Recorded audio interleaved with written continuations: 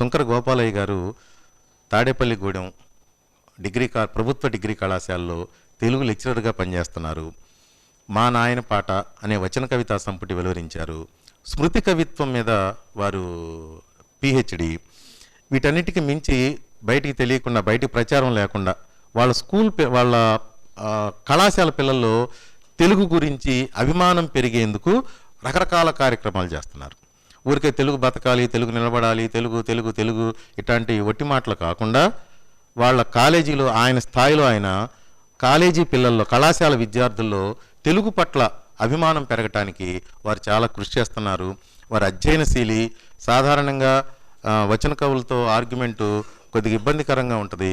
అయితే వాళ్ళ కవిత్వం గురించి అయితే గోపాలయ్య గారితో మాత్రం నేను యథేచ్ఛగా ఆయన కవిత్వం గురించి మాట్లాడగలను. వారు బాగా చదువుతారు. అందుకని ఈ కిల్లాడి వారి సాహిత్యాన్ని సమీక్షించి మాకు చెప్పవలసిందిగా వారిని కోరాను. వారు అంగీకరించారు. సుంకర గోపాలయ్య గారు కిల్లాడి వారి సాహిత్యం గురించి మనకు పరిచయం చేస్తారు. ప్లీజ్.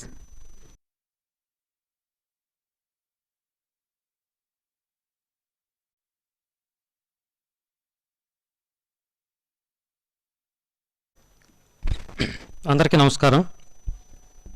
వేదిక మీద ఉన్నటువంటి పెద్దలు, అలాగే ముందు అనేక మంది సాహితీవేత్తలు ఉన్నారు. సమయం కూడా కాపాడుకోవాలి కాబట్టి అందరి పేర్లు చెప్పడం లేదు, కానీ మీ అందరికి కూడా నా హృదయపూర్వక నమస్కారాలు తెలియజేస్తూ నేను ఇవాళ ఈ 4 మాటలు మాట్లాడడానికి అవకాశం ఇచ్చినటువంటి సంస్థకి, అలాగే ఆ 4 పుస్తకాల గురించి నాకు చదివేటువంటి భాగ్యం ఇచ్చినటువంటి రచయితకి ముందుగా ధన్యవాదాలు తెలియజేస్తూ సరాసరి అందులోకి వెళ్ళే ప్రయత్నం చేస్తాను. నిన్ను నలుగురు దేనికోసం గుర్తుపెట్టుకోవాలనుకుంటావు అనే ప్రశ్న మనం వేసుకున్నప్పుడు కొంతమంది పరిశోధనలు చేస్తారు, కొంతమంది అన్వేషణలు చేస్తారు, కొంతమంది ప్రయోగాలు చేస్తారు, కొంతమంది చరిత్రలో తనకంటూ ఒక పేజీ ఉండాలి, ఒక పుట ఉండాలి అని అనుకుంటారు. లేదా శాస్త్రవేత్తలు కొత్త విషయాలు కనిపెడతారు, కొత్త పుంతలు తొక్కుతారు. అటువంటి సందర్భాల్లో కొంతమంది ఏదో ఒక అన్యాయాన్ని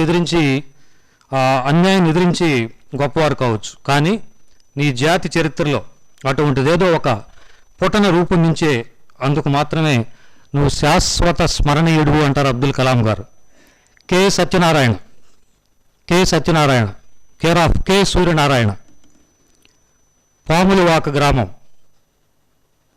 వేలేరుపాడు మండలం, విశాఖపట్నం జిల్లా, మన ముందున్నటువంటి కిల్లాడి సత్యనారాయణ గారు. అట్లా ఆయన రాసినటువంటి సాహిత్యంతో ఆయన ఉద్యోగానికి, వృత్తికి, ప్రవృత్తికి చాలా దూరం ఉన్నప్పటికీ ఆయన ఏపీ కేడరా, యూపీ కేడరా కాదు, ఆయన చాలా హ్యాపీ కేడర్ కాబట్టి అంత ఒత్తిళ్లలోనూ ఆయన ఇన్ని పుస్తకాలు రాయగలిగారు. అట్లాంటి వ్యక్తి. మొదట ఆయన కవి. అందువల్ల ఆయన 4 పుస్తకాలు చూస్తే మనం ఎక్కడైనా కవి అనేటువంటి నీడ కనిపిస్తూనే ఉంటుంది, ఆ జాడ కనిపిస్తూనే ఉంటుంది. ఆయన కవిత్వం మనిషి నా భాష అని ప్రకటించారు. మొట్టమొదటి కవితా సంపుటి 2018లో. అది మేము చదివాం కొంతకాలం క్రితం. ఎప్పుడంటే ఇప్పటికి 6 ఏళ్ళు అయింది.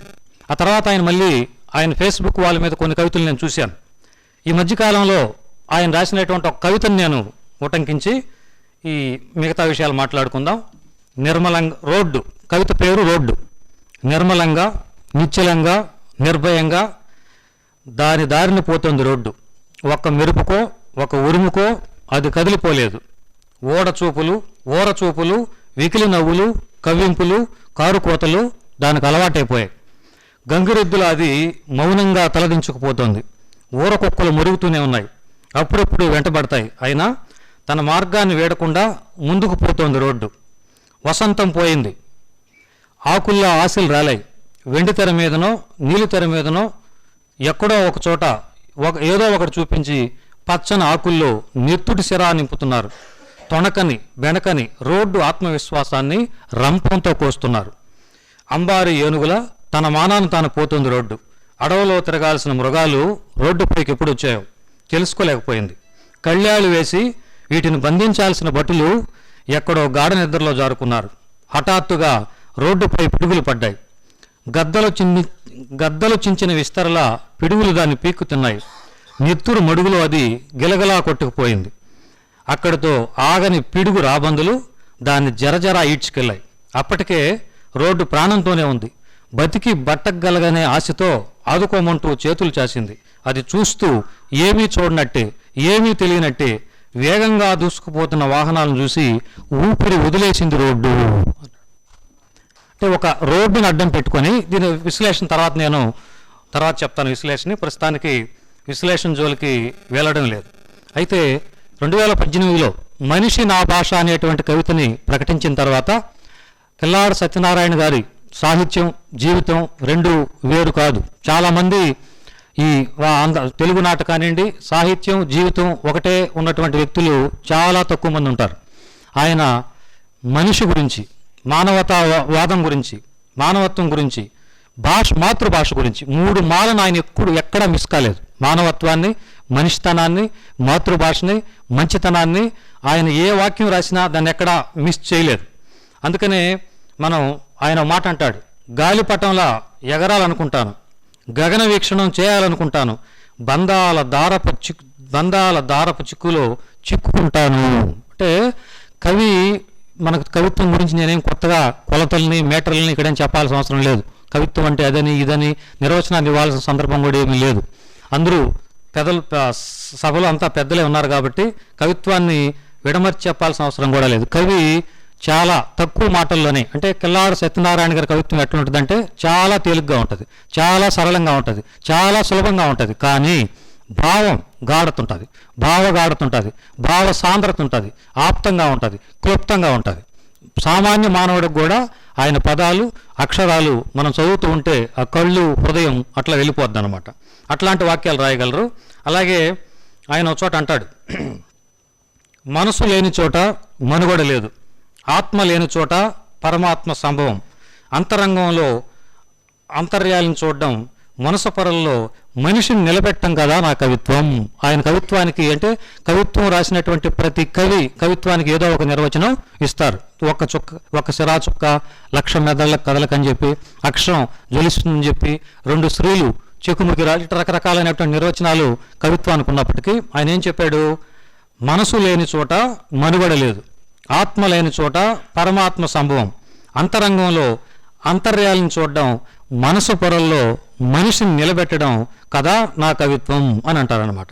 అలాగే కాగితం నది మీద రాత్రంతా అక్షరాలు జల్లు కురుస్తుంది, కాగితం నది మీద రాత్రంతా అక్షరాల జల్లు కురుస్తుంది, బల్లచూరు చివరి నుండి బొట్టు బొట్టుగా శిరాచినుకులు రాలుతాయి, కానీ ఎంత వెతికినా ఇంద్రియ ధనస్సే కానీ ఇంద్రధనస్సు కనిపించదు అని. ఇంద్రియ ధనస్సే కానీ చూడండి, చాలా అంటే కవి ఎప్పుడు పాడిందే పాడరా పాసిపళ్ళ దాసులని ఒకే పాసిపోయినటువంటి పదబంధాలని, ఊసిపోయినటువంటి ఓరగాలంటి ఉపమానాలని వాడకుండా తేలికైన పదాలతో ఎంత సులభంగా చెప్పొచ్చో అంత సులభంగా చెప్పినటువంటి కవిత్వం కిల్లాడి వారు రాశారు. అట్లాగే ఆయన ఈ మనిషి నా భాష అనేటువంటి కవితా సంపుటి కానీ తీసుకుంటే అందులో పూల స్వగతాలు ఉన్నాయి, మాతృభాష మీద తీరణ మమకారం ఉంటుంది, ఆత్మ విద్వాంసాన్ని పంచేటువంటి కొన్ని కవితలు ఉన్నాయి, పురుషాధిక్యాన్ని నిరసించేటువంటి కొన్ని కవితలు ఉన్నాయి. మనం ఇప్పుడు తెలియకుండానే అందరం ఒక వలయం చుట్టూ, వెబ్ వలయం చుట్టూ ఎట్లా చుట్టుకుపోయామో ఆయన అంతకుముందే ఇంటర్నెట్ అని చెప్పి, అంతర్జాలం అని చెప్పి మనం చుట్టుకుపోయాం. ఇప్పుడైతే మనం ఇంకా అందులోకి చాలా లోతుల్లోకి ఎంత నిమగ్నం అయిపోయామో ఆయన 6 ఏళ్ల క్రితమే దాన్ని పసిగట్టి వెబ్ వలయం అనే పేరుతో ఆ వెబ్ వలయంలో జీవితం ఎట్లా చిక్కుకుపోయిందో చెప్పాడు. అలాగే ఆయన కవిత్వంలో ప్రపంచీకరణ గురించి చెప్తూ ఎంత తమాషగా చెప్పేశాయంటే, నేను నా కోసం పుట్టాను, మార్కెట్ కోసం పెరిగాను, నేను నా కోసం పుట్టాను, మార్కెట్ కోసం పెరిగాను, నేను మార్కెట్ మనిషిని, కంప్యూటర్ మౌస్ చేతికిచ్చి ప్రోగ్రాంలు అమ్మేశారు అన్నాడు. చాలా సింపుల్గా ప్రపంచీకరణకు సంబంధించి, వస్తువుకు సంబంధించి, మనిషి మార్కెట్ కావడం గురించి, మనిషి సరుకు కావడం గురించి, సరుకులు సామాన్లు అని చెప్పి ఈ మధ్య విపరీతంగా ఒక ట్రోల్స్ కూడా మొదలయ్యాయి. మనిషి ఎప్పుడో సరుకయ్యాడన్న విషయం ప్రపంచీకరణ కవిత్వంలో 90ల్లోనే చాలామంది కవులు అద్భుతంగా రాసిన వాళ్ళు ఉన్నారు. అయితే దీన్ని చాలా సింపుల్గానే ప్రపంచీకరణని తనకు ఆపాదించుకొని, నేను నా కోసం పుట్టాను, ఎవరి కోసం పెరిగాను, మార్కెట్ కోసం పెరిగాను, నేను అందులో చిక్కుకుపోయాను అని చెప్పేటువంటి విషయం ఉంది. అట్లా చాలా సున్నితమైనటువంటి భావుకత్వంతో కొత్త కొత్త చిన్న చిన్న ఉపమానాలతో ఆయన అణిచివేతలకు గురవుతున్నటువంటి నిస్సహాయుల పట్ల మాట్లాడారు. ఆయన రక్షణ వ్యవస్థలోనే ఉంటూ ఆ వ్యవస్థ విఫలమైన సందర్భాలను కూడా ఆయన రాశాడు. ఆయనకి ఇందాకే నేను చెప్పాను, రోడ్డు అంటే కేవలం రాయి రప్ప కాదు, అది మానవ వేదనకు ప్రతిరూపంగా రోడ్డు అనేటువంటి కవితని మనం ఇందాకే విన్నాం. సహనానికి, శ్రమకి, నిర్లక్ష్యానికి, విషాదానికి, బాధకి, దుఃఖానికి ప్రతీకగా తీసుకొని సరళమైన పదాలతో సమాజంలో ఉన్నటువంటి క్రూరత్వాన్ని, బాధ్యత రాహిత్యాన్ని ఆయన ఆ కవిత్వంలో వచనంలానే ఉంటేనే ఒక దృశ్యం, మనకు ఒక బొమ్మ. మీరు రోడ్డు కవిత చదివినప్పుడల్లా మీకు, నేను ఆ కవితా వాక్యాలు చదువుతున్నప్పుడల్లా మీ ముందు ఒక బొమ్మ గట్టుంటుంది, ఒక దృశ్యం గట్టుంటుంది, బొమ్మలు మనకు కనిపిస్తాయి. బొమ్మలు అంటే చిత్రకారుడు బొమ్మలు గీస్తాడు, కవి పదాలతోనూ అక్షరాలతోనూ బొమ్మలు గీస్తాడు. ఇప్పుడు ఆ రోడ్డుని చిత్రకారుడు కనిపిస్తే చాలా అద్భుతమైనటువంటి కవిత రాసే అవకాశం ఉంటుంది అన్నమాట. ఇట్లా ఆ మనిషి చుట్టూ ఉన్నటువంటి విషయాల గురించి ఆయన మనిషి నా భాష అనేటువంటి కవితా సంపుటి ప్రకటించిన తర్వాత ఆయన తన తత్వాన్ని మార్చుకున్నారు. 2019 నాటికి మనిషి లోపలి మహాసముద్రాలు పేరుతో, మనిషి లోపలి మహాసముద్రాలు. ఇవాళ మనం కవిత్వం చదివే శాతం తగ్గిపోయింది, కథలకు ఇంకా అభిమానులు ఉన్నారు. కథలు చదివేవాళ్ళు చాలామంది ఉన్నారు, కానీ కవిత్వానికి కాస్త ఎండాకాలం వచ్చింది. అట్లాంటి సందర్భంలో ఆయన దృష్టిని, ఆయన మార్గాన్ని కొద్దిగా అటు మార్చి మనిషి లోపలి మహాసముద్రాలు అనే పేరుతో మనిషి చూసుకోవలసినటువంటి లోచూపు గురించి, మనిషి తనకు తాను ఎట్లా తన లోపలికి చూసుకోవాలో దాని గురించి ఒక జీవితాన్వేషణ మాదిరి. ఇది మనకు దాదాపు ఒక 10-12 వ్యాసాలు ఉంటాయి ఇందులో. ఈ 12 వ్యాసాలు చాలా మంచి వ్యాసాలు. అయితే ఆయన 13వ వ్యాసం మాత్రం 13 ఉన్నాయి. 13వది ఆ సారాన్నంతా చెప్పేశాడు. మనిషి లోపల కూడా ఒక చెట్టు ఉంటుంది, ఆ చెట్టు పైన కూడా ఒక ఆకాశం ఉంటుంది, ఆకాశంలో కూడా ఒక మేఘం ఉంటుంది, ఆ మేఘం కూడా వర్షిస్తుంది, ఆ వర్షపు చినుకుల్లోంచి ఒక ప్రవాహం పుడుతుంది, అది చెరువు అవుతుంది, నది అవుతుంది, సముద్రం అవుతుంది, మహాసముద్రం అవుతుంది. మనిషి బాల్యం ఆ సముద్రం ఒడ్డున ఇంకా గవ్వలతో ఆటలాడుకుంటూ ఉంటుంది, యవ్వనం సముద్రం మీద ఇంకా సాహసయాత్రలు చేస్తూనే ఉంటుంది, వృద్ధాప్యం ఆ అగాధ జల అంతర్భాగంలో దొరికిన జీవిత సత్యాన్ని మిరుముట్లు గొలిపే కళ్ళతో చూస్తూనే ఉంటుంది. అలాంటి లోపలి మహాసముద్రాల్ని మన జీవితం అనే ఆట ఆడుకోమని లోపల నుంచి బయటకు దారి చూపెడుతూనే ఉంటుందని చెప్పి మొత్తం ఈ పుస్తకం యొక్క సారాన్ని, మొత్తం ఈ పుస్తకం మనం అంటే ఇది విద్యార్థులకు ఉపయోగపడే పుస్తకం కాదు, ఇది దాదాపు ఒక 40 సంవత్సరాల వయసు విద్యార్థులు కూడా ఉపయోగపడే వ్యాసాలు ఇందులో ఉన్నాయి. విద్యార్థులకి, అలాగే పోటీ పరీక్షలకి ప్రిపేర్ అయ్యే వాళ్ళకి, అంటే తన తాను ఎవరు, నేను ఎవరు అనేటువంటి ప్రశ్నించుకోవడం కోసం, తన జీవితాన్ని ఎట్లా మెరుగుదిద్దుకోవాలి, తన జీవితంలో ఎట్లా పైకి రావాలని తెలియజేయడం కోసం ఆయన ఈ 13 వ్యాసాల్లోనూ మనిషి లోపల మహాసముద్రాలంటూ రాసినటువంటి పుస్తకాన్ని మనం, ఇది వికాస సాహిత్యంలో భాగంగా వచ్చినటువంటి పుస్తకం. ఆ పుస్తకంలో ఆయన వినడం గురించి అద్భుతమైన వ్యాసం రాశాడు. సభలో కూడా మీరందరూ వింటూనే ఉండాలనుకుంటున్నాను నేను. సర్వేజన శ్రవణోభవంతో అన్నాడు. సర్వేజన సుఖనోభవంతో అనకుండా సర్వేజన శ్రవణోభవంతో అనేటువంటి ఒక సూక్తి. అంటే కవి ఎప్పుడు ఇందాక మనం అనుకున్నట్టు ఒక కొత్త పదాన్నో, కొత్త పదబంధాన్నో, కొత్త ఊహనో, కొత్త పోలికనో చెప్పగలగాలి. ఎట్లా చెప్పగలి, మన ఉపమాలంకారం అంటే మన వాళ్ళు ఇప్పటికీ సీతముఖం చంద్రముఖం వలె అందంగా ఉంది అంటారు.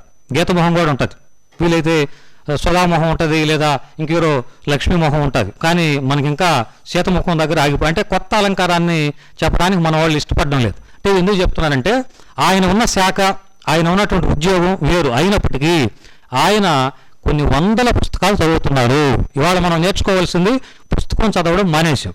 పుస్తకం కొనడం వేరే సంగతి, చదవడం మానేసాం. గబక్కన దారిలో దొరికిన పుస్తకం, గతంలో ఎక్కడైనా దారిలో రోడ్డు మీద ఒక పుస్తకం పడిపోతే తీసి ఆసక్తిగా చూసేటువంటి జనం ఇవాళ తల మొత్తం ఫోన్లో దూచేసిన తర్వాత, హృదయం మొత్తం అందులో ఇరుక్కుపోయిన తర్వాత, మెదడు మొత్తం బంకమట్టి అయిపోయిన తర్వాత రోడ్డు మీద ఉన్నటువంటి ఏ కాగితాన్ని, ఏ పుస్తకాన్ని మనం చూడడం మానేసాం. చదవడం తర్వాత సంగతి.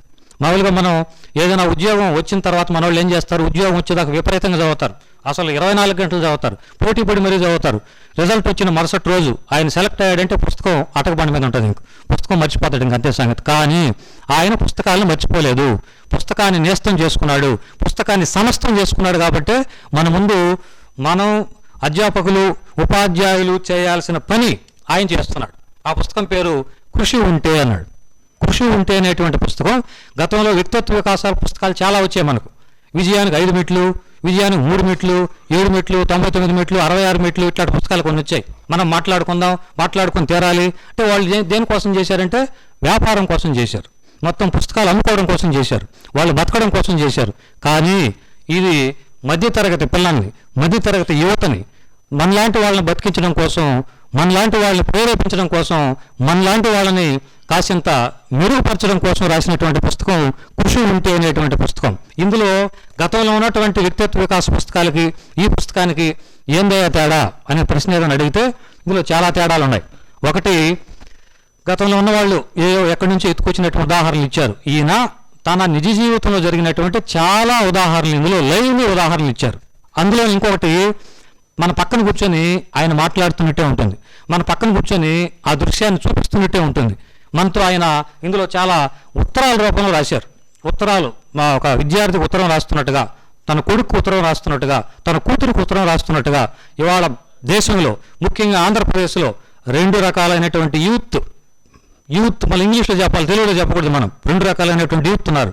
యూత్ ఏం చేస్తారు అంటే ఒక 50-60 వేల మంది ఐఐటి సీట్ల కోసం, ఎంబీబీఎస్ సీట్ల కోసం 24 గంటలు 4 గదుల మధ్య కూర్చొని తలుపులు వేసుకొని, తాళాలు వేసుకొని, కిటికీలు వేసుకొని అక్కడ కూర్చొని పాపం 24 గంటలు చదువుతారు. మరో కొంతమంది ఉంటారు, వాళ్ళు అట్టా ఇటు జారిపోయి ఏమీ చేతకాక ఈ ఫోన్లు ఎత్తుకొని 24 గంటలు దాంట్లో దూరిపోయి ఉంటారు. వాళ్ళకి ఇవాళ ఇక్కడ ఏం జరుగుతుందో వాళ్ళకి తెలియదు, సమాజం ఎట్లుందో వాళ్ళకి అవసరం లేదు. వాళ్ళకి ఇప్పుడున్నటువంటి యూత్కి కావాల్సింది మా హీరో సినిమా ఎప్పుడు రిలీజ్ అవుద్ది, లేదా మా రాజకీయ నాయకుడు ఎట్టిపోయాడు, మా వాళ్ళు ఏం చేశాడు, ఎవరు ఎక్కడ బలిచ్చాడు, ఎవరు ఎక్కడ ఏం చేశాడు. ఒక సినిమా రిలీజ్ అయితే నువ్వు మేకల్ని బలిస్తావా, పశువులను బలిస్తావా? సినిమా పేరు కూడా నేను చెప్పడం లేదు, కానీ ఒక సినిమా రిలీజ్ అయితే రాయలసీమలో 4 మేకలు బలిచ్చారు. మా మేకలు ఏం చేసి మిమ్మల్ని సినిమా రిలీజ్ అయింది, మేకలు ఏం చేస్తాయి? అట్లాంటి దశలో మనం ముఖ్యంగా జన్ జీ అనుకుంటున్నాం. మనం ఆంధ్రప్రదేశ్లో జన్ జెడ్ కూడా లేదు. కళాశాలలో తిరిగేటువంటి వ్యక్తిగా నేను చెప్తున్నాను, కాస్త కూడా వాళ్ళకి ప్రశ్నించే తత్వం లేనటువంటి తరం ఒకటి మన రోడ్ల మీద జరుగుతుంది.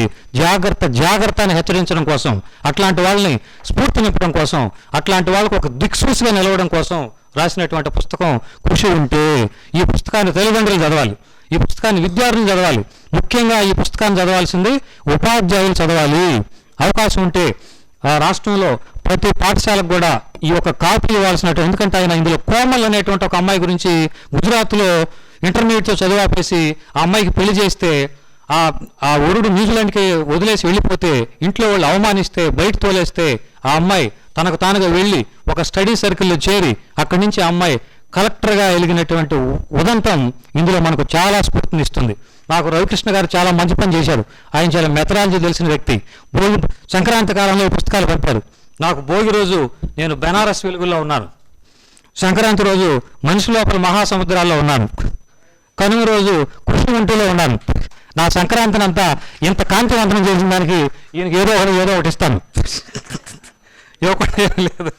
కాబట్టి ఈ కృషి ఇందులో ఆయన చాలా, అసలు టైం లేదు మనకు, చాలా ఉదాహరణలు, చాలా గొప్ప ఉదాహరణలు. ఒక థామస్ అల్వా ఎడిసన్ గురించి, ఒక ఐన్స్టీన్ గురించి, అట్లాంటి వాళ్ళ గురించే కాదు, సామాన్యుల నుంచి, అంటే చిన్న స్థాయి నుంచి ఆయన 1998లో ఇదిగోండి ఆయన ఐపీఎస్గా సెలెక్ట్ అయినప్పుడు కృషి అనే దానికి, కృషి ఉంటే మనుషులు ఋషులు అవుతారో తర్వాత సంగతి, కృషి ఉంటే మనుషులు కిల్లాడు సత్యనారాయణలు అవుతారు, దానికి అదే ఉదాహరణ.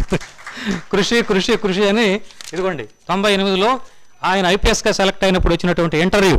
ఇందులో కృషి ఈక్వల్ టు విజయం అని రాశారు. కాబట్టి విజయానికి 6 మెట్లు 7 మెట్లు కాదు, విజయానికి కావాల్సింది ఒకటే. అందుకే పేరేం పెట్టాడు ఆయన, కృషి అనే పెట్టాడు. అంతే. నువ్వు కృషి చేస్తే నీకు దరిద్రాలు, ఇవన్నీ అదృష్టాలు, దురదృష్టాలు, దాని గురించి ఇందులో చర్చ ఉంటుంది. అవును కాదు గురించి చెప్పడం, ఇవన్నీ ఇందులో చాలా గొప్ప గొప్ప విషయాలు ఆయన రాసుకుంటూ పోయాడు. ఇంకొకటి, ఆయనకి పుస్తకంలో చదివించే గుణం చాలా అద్భుతంగా ఉంది. నువ్వు ఒక్కసారి మొదటి పేజీ తెరవగానే, అసలు ఒక పేజీ అట్లా తెరిచి నువ్వు చదవడం ప్రారంభిస్తే ఆయన 3 చెప్పాడు. ఏమన్నాడంటే, ఒకటోది, తల్లిదండ్రులు మీ పిల్లల భవితవ్యం మీ చేతుల్లో ఉంది అన్నాడు. కానీ తల్లిదండ్రులు ఇంకా మేల్కోలేదు. ఎంత ఇది పోయారంటే, ఒకవేళ నీళ్లు పోసుకుంటే, అంటే మా నెల్లూరు జిల్లాలో నీళ్లు పోసుకోవడం అంటారు, అంటే గర్భవతి అయితే గర్భవతులకు ఐఐటి కోచింగ్ ఇవ్వబడి అంటే మన వాళ్ళు చేర్పిస్తారు పై, అంటే గర్భవతులను వదిలేస్తారు. అంటే అభిమన్యుడు మహాభారతంలో ఊకొట్టాడు కదా, కాబట్టి మనం కూడా అట్లా పిల్లల్ని పంపించేస్తే వీళ్ళు అసలు గర్భంలోంచే ఐఐటితో వస్తారేమో, గర్భంలోంచి ఎంబీబీఎస్తో వస్తారేమో. సత్యనారాయణ గారు ఏం చెప్పారంటే అందరూ ఐఐటీలు బీటెక్లు లేదంటే ఈ చదువుతున్నారు, అసలు ఆటగాడిగా అయ్యేటువంటి అవకాశాలు లేవా? ఎంతమంది ఆటగాళ్ళు కావచ్చు, ఏదో ఒక క్రికెట్ని మాత్రమే పట్టుకొని వేలాడుతున్నారు. అయితే ఇందులో భువనేష్ కుమార్ ఉదాహరణ ఉంటుంది. మీకు క్రికెట్ చూసే వాళ్ళు అలవాటు ఉంటే, క్రికెట్ ఆడే అలవాటు ఉంటే, భువనేష్ కుమార్ అనేటువంటి వ్యక్తి తయారు కావడానికి వాళ్ళ నాన్నెంత కారణమో ఆయన ప్రేరేపించినటువంటి కిల్లాడు సత్యనారాయణ గారు కూడా అంతే కారణం. ఈ పుస్తకం చదివితే మనకు తెలుస్తుంది. ఇట్లా ఆయన ఎంతోమంది వ్యక్తుల్ని ఆయన ప్రోత్సహిస్తూ నిరంతరం వాళ్ళకి ప్రేరణ కల్పిస్తూ ఒక సజీవ ఉదాహరణగా నిలబెట్టేటువంటి పుస్తకం కృషి ఉంటే అనేటువంటి పుస్తకం. నేను సమయం కూడా చూస్తున్నాను. తర్వాత అనువాదం. ఆయన కేదార్నాథ్ సింగ్ కవిత్వాన్ని చదివిన తర్వాత ఆయన కాముగా ఉండలేకపోయాడు, ఆయన నిలబడలేకపోయాడు. అంటే ఏదైనా ఒక పుస్తకం చదివిన తర్వాత ఆ కవి లేదా రచయిత మన మీద అంత ముద్ర వేయాలి, నిద్ర తెప్పించకూడదు. మరి అంత ముద్ర వేసిన తర్వాత పదే పదే కేదార్నాథ్ సింగ్ కవితల్ని చదివాడు, పలవరించాడు. అట్లాంటి సందర్భం నుంచి వచ్చినటువంటి పుస్తకం ఆత్మచిత్రం అనేటువంటి పుస్తకం వచ్చింది. అనువాదకుడు ఎట్లా ఉండాలి అంటే శంకుశాల నరసింహ కవి అని ఆయన ఒక మాట చెప్పాడు. పద్యం రూపంలో చెప్పడం లేదు, నేను భావం మాత్రమే చెప్తున్నాను. మూల కవి అంటే మూలం రాసినటువంటి కవి ఒక విల్లు తీసుకొని, ఒక బాణం తీసుకొని గురి పెడితే అది ఎక్కడైతే తగలుతుందో అనువాదకుడు కూడా అక్కడే కొట్టాలి అని ఒక మూలమైనటువంటి మాట ఉంది. అక్కడే కొట్టాలి. అంటే అనువాదంలో స్వేచ్ఛానువాదం ఉంది, భావానువాదం ఉంది, యాంత్రికానువాదం ఉంది. ఇప్పుడైతే తాంత్రికానువాదాలు కూడా వచ్చేసి మనం బ్రహ్మాండంగా ఏఐకి ఇచ్చేస్తే అదే మనకు అనువాదం చేసేస్తుంది. కానీ ఏఐకి ఏమి లేదు, సిగ్గు లేదని కాదు, కానీ ఏఐకి హృదయం లేదు. ఏఐకి మెదడుందేమో కానీ హృదయం లేదు. ఇవాళ మనం ఏఐని కవిత రాయమని అడగచ్చు, రాస్తుంది, కానీ ఆ భాషను మనం పట్టేసుకోవచ్చు. కానీ ఇక్కడ ఈ అనువాదం చేసేటువంటి విషయంలో నేను 2-3 చిన్న కవితలే తీసుకున్నాను. ఒక 2-3 చిన్న కవితలు మాత్రమే. కేదార్నాథ్ సింగ్ గారు దిశ, అది 1970లో రాసినటువంటి కవిత దిశ అని ఉంటుంది. ఆ కవిత ఇట్లా ప్రారంభం అవుద్ది. హిందీలో కూడా నేను మూల కవిత చదువుతున్నాను. హిమాలయ కిధర్ హై मैंने उस बच्चे से पूछा जो स्कूल की बाहर पतंग उड़ा रहे दो उधर उधर उसे कहा जिस ओर उसकी पतंग बोगी जा रही थी. ఇప్పుడు తెలుగులో చదువుతున్నాను. హిమాలయం ఎక్కడ, బడి బయట గాలిపటం ఎగరేస్తున్న పిల్లవాడిని అడిగాను. అక్కడ గాలిపటం పరిగెడుతున్న వైపు చూపిస్తూ అతను అన్నాడు, హిమాలయం ఎక్కడుందో నాకు మొదటిసారి తెలిసిందంటే మీరు నమ్ముతారా? ఇది చూడడానికి మనకేం అర్థం కాదు. ఏముంది ఇందులో? పిల్లవాడు గాలిపటం ఎగరేస్తున్నాడు. ఒరే హిమాలయం ఎక్కడుంది అని అడిగాడు. వాడేం చెప్పాడు? ఎటువైపు అయితే గాలిపటం ఎగురుతుందో అదే హిమాలయం అన్నాడు. అంటే ఇక్కడ మనం ఏం చూడాలంటే ఎదుటి వారి కోణంలోంచి ప్రపంచాన్ని నువ్వు ఎలా చూడాలి. ఎప్పుడు నీ కంట్లోంచే కాదు, నీ అద్దాల్లోంచే కాదు, నీ ఫోన్లో నుంచే కాదు, ఎదుటివాడికి కూడా కళ్ళు ఉంటాయి, ఎదుటివాడికి కూడా అద్దాలు ఉంటాయి. వాటిలోంచి మనం ఎట్లా చూడాలి? సత్యం ఒకేలాగా ఉండదు. మనకు హిమాలయం ఉత్తర దిశలో ఉందని తెలిసినా కానీ ఆ పిల్లవాడి సంతోషం, వాడి ప్రపంచం ఏముంది అక్కడ అంటే వాడు ఎటువైపు చూపిస్తే అదే హిమాలయం, వాడు ఏదంటే అదే. ఇంకా అది దక్కనపేట పేటమో ఏదైనా కావచ్చు. అంటే మనం సత్యం ఒకేలా ఉండదు అని చెప్పడం కోసం రాసినటువంటి చాలా చిన్న ఒక 12 లైన్ల అనువాద కవిత. ఇక్కడ చివరిలో అంటాడు, మై స్వీకార్ కరు మైనే పహలీ బార్ జానా హిమాలయ కిధర్ హై. మొట్టమొదటిసారి నాకు హిమాలయం ఎక్కడుందో అప్పుడు మాత్రమే తెలిసింది. ఎవరు చూపించారు? పసిపిల్లవాడు చూపించాడు. అంటే పిల్లల ప్రపంచం ఎంత స్వచ్ఛంగా ఉంటుంది, ఎంత స్వేచ్ఛగా ఉంటుంది. మనం అట్లాంటి పిల్లల్ని వాళ్ళు ఏం చేశాం? పెంపుడు జంతువులు కారు చేసి అందులో వదిలేసాం మనం. అట్లాగే మాతృభాష. పిల్లాడు సత్యనారాయణ గారు ఆయన ఎక్కడున్నా సరే, ఆయన ఏం చేస్తున్నా సరే, ఆయన హృదయం మొత్తం మన హృదయం ల్యాప్టాప్ అని కొట్టుకుంటే ఆయన హృదయం మాతృభాష అనే కొట్టుకుంటుంది. ఎందుకంటే మనిషి లోపల మహాసముద్రాల్లో మాతృభాష గురించి రాశారు, కృషి ఇంట్లో మాతృభాష గురించి రాశారు. ఇందులో ఈ అనువాద కవితల్లో కూడా ఆయన మాతృభాష తీసుకున్నాడు. ఎందుకంటే మనం ఇవాళ మాతృభాష చాలా ప్రమాదకరంలో ఉంది అంటే చాలా మంది తెలుగుకి ఎట్లాంటి డోకా లేదు, తెలుగు బ్రహ్మాండంగా మాట్లాడుతున్నారు, తెలుగులో సినిమాలు చేస్తున్నారని మనం బ్రహ్మాండంగా తెలుగు భాష దినోత్సవం రోజు గిడుగు రామ్మూర్తి ఫోటోకి దండం పెట్టి గడిచిపోయింది అనుకుంటాం. తెలుగు ఎంత గత్యంతరం లేని పరిస్థితిలో ఉందో కళాశాలలో పాఠాలు చెప్పి మాకు తెలుసు.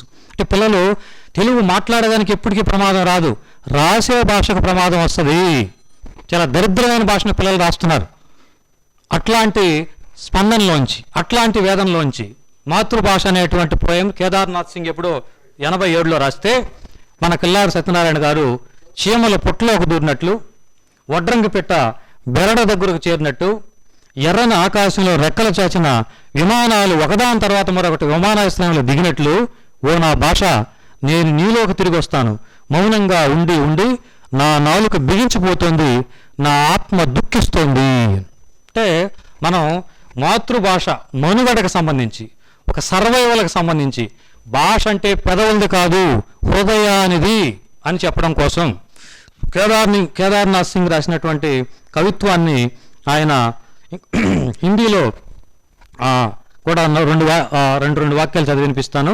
ఓ మేరీ భాష, మై లౌతా హూ తుమ్మే చుప్ రహితే రహితే, జబ్ లగ్డానే లగ్తీ హై దుక్తీ లగ్తీ హై. అంటే ఇవాళ ఆంధ్రప్రదేశ్లో ప్రతి హృదయం లేదా ప్రతి నాలుక దుఃఖించాల్సినటువంటి సందర్భంలో మనం ఏం చేశాం?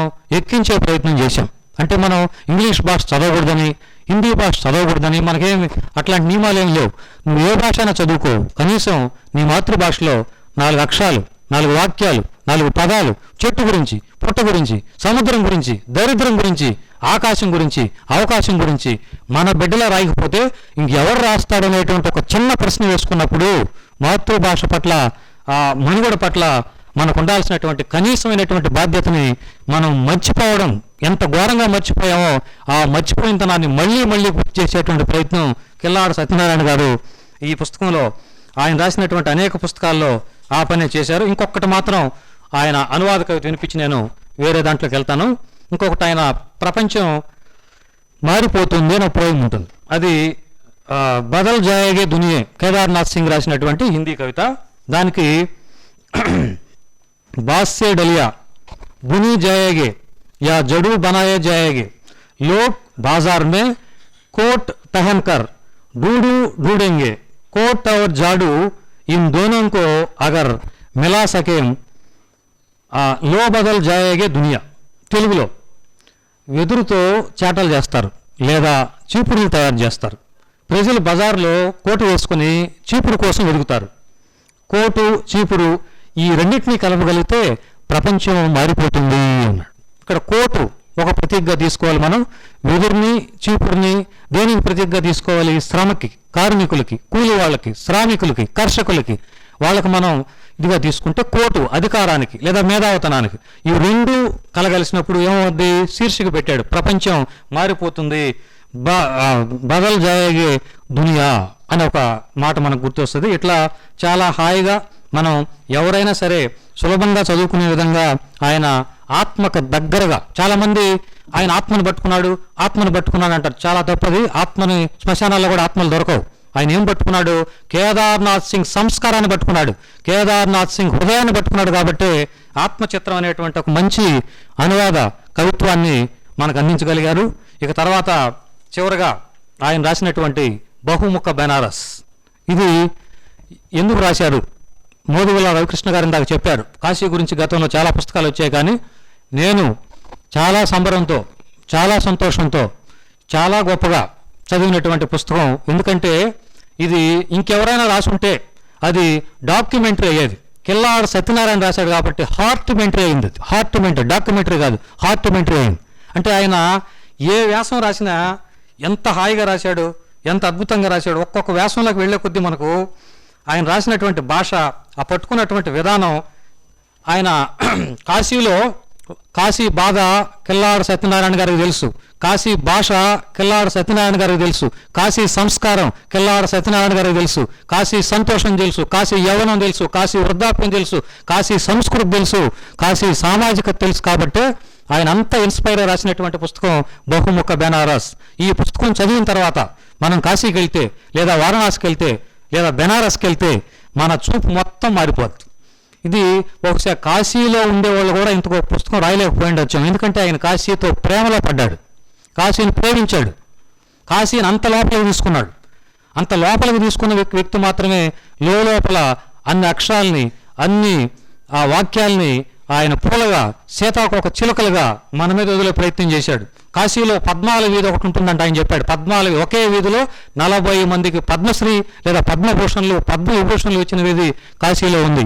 కాశీలో తవైఫ్ అంటే మన స్వాములు, మనం పిలుచుకునేటువంటి దేవదాసి వ్యవస్థ లాంటి వాళ్ళు స్వాతంత్ర ఉద్యమంలో చాలామంది సానితనం చేసినటువంటి వ్యక్తులు దేశం కోసం ఎంత త్యాగం చేశారో కిల్లారి సత్యనారాయణ గారు ఇందులో రాశారు.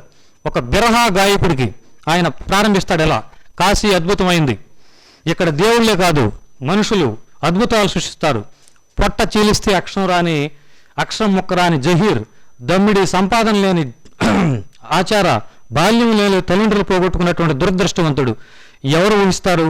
అతను ఆవార, అతనిలో జనకవి దాగున్నాడని, ఉత్తర భారతంలో ఇంటింటా పాడుకునే బిరహా గేయానికి శిల్పి అవుతాడని అతని పేరు బీహారీలాల్ యాదవ్. అంటే ప్రతి వ్యాసాన్ని ప్రారంభించే ముందు ఒక వ్యాసాన్ని ప్రారంభించాలంటే ఎంత గొప్పగా ప్రారంభించాలో అంతే గొప్పగా ఆయన వ్యాసాన్ని ప్రారంభించాడు. ఆ టీఎంఏ ఒక ఆమె టుమ్రీ పాడుతూ ఆమె అలాగే ఆ పద్మాలవాది గురించి మనం మాట్లాడు. ఇంకొకటి భిక్షతో ఈ దేశంలో భిక్ష చేసి అడుక్కు తిని విశ్వవిద్యాలయాన్ని కట్టినటువంటి ఏకైక దేశం లేదా ఏకైక నగరం మనకు కాశీ బెనారస్ విశ్వవిద్యాలయం. ప్రభు నారాయణ్ సింగ్ దగ్గరికి వెళ్ళి అక్కడ ఆయన మదన్ మోహన్ మాలవ్యాన్ని వర్ణించేటువంటి దృశ్యం ఒకటి ఉంటుంది. అది కూడా మీకు చదివి వినిపిస్తాను, ఎందుకంటే ఆయన మాటల్లో చెప్తేనే అది చాలా బాగుంటుంది. ఆయన మాటల్లో చెప్పడమే అది సంస్కారం కాబట్టి నేను ఆ పనే చేస్తున్నాను. నేను మామూలుగా చెప్పించు కానీ చూడండి ఆయన ఎట్లా రాశాడు. మహారాజా, విశ్వవిద్యాలయ నిర్మాణానికి స్థలం కోసం వచ్చాను అని ఒక మహానుభావుడు అడిగాడు. తలపాగా టోపీలా గుండ్రంగా చుట్టుకున్నాడు, తెల్లని తువాలు మెడ చుట్టూ తిప్పుకున్నాడు, తెల్ల షేర్వాణి ధరించాడు, నిర్మలమైన కళ్ళు, నుదుటి మీద బొట్టు, తెల్లని మీసాలు. అతనిలో అణువణువున ఆధ్యాత్మిక తుట్టుపడుతుంది. కాశీరాజు ప్రభు నారాయణ్ సింగ్ ఫలహారం తీసుకుంటున్నాడు, రండి ముందు మా ఆతిథ్యం స్వీకరించి, ఇట్లా ప్రారంభమవుతుంది అనమాట. అది ఆ ఫలహారం తిన్న వ్యక్తి 1300 ఎకరాలు కాశీ విశ్వవిద్యాలయానికి దానం తీసుకున్నాడు.